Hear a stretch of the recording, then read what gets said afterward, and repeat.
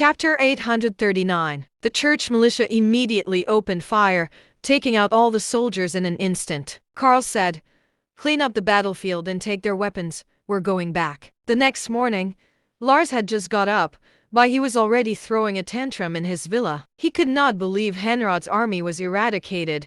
He thought Henrod was absolutely useless to fail even after he was provided with advanced weaponry. The more serious situation was the rumors about his conspiracy with Keith. There was no evidence to back the rumors, so it was not a threat to him yet. However, it most certainly was not a good sign. "Sir, we are handling those rumors.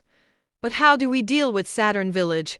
asked his assistant. Lars looked displeased. He paced around in his living room without saying anything. His assistant lowered his gaze and silently waited. Lars said coldly after a long while, "I told you to investigate the Everest foreign trade.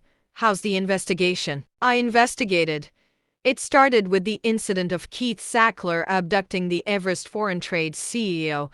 Then this happened." "So you mean you're sure this has something to do with them?" "It can't be confirmed, but it must be related somehow." Lars fell into deep thought. Negative news about him appeared, so he assumed he was being targeted. He could not use military force to eradicate those people at Saturn Village anymore because he had quite a few political enemies. They could easily catch him red-handed, so it was a very dangerous thing to do. He had been in the political circle for decades and knew very well that something minor could bring about disastrous outcomes. He had to be careful.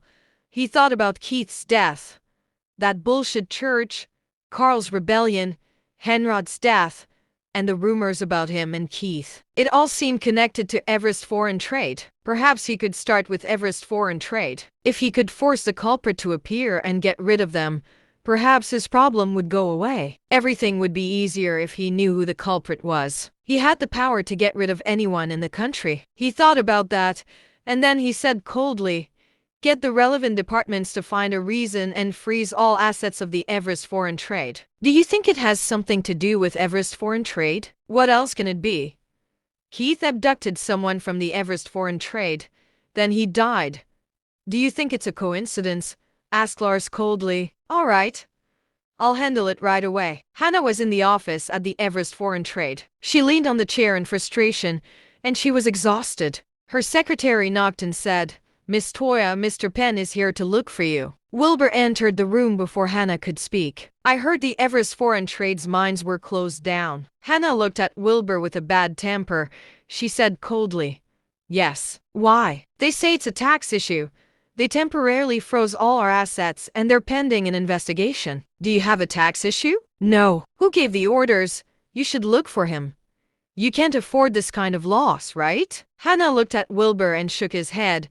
She said, "I don't know why Cape Consortium sent you.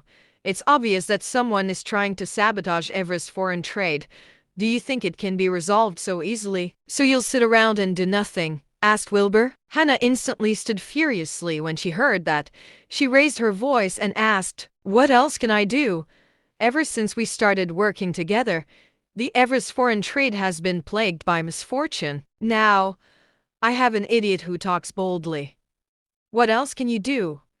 How dare you claim that I'm sitting around and doing nothing? Go solve the problem yourself if you're so capable."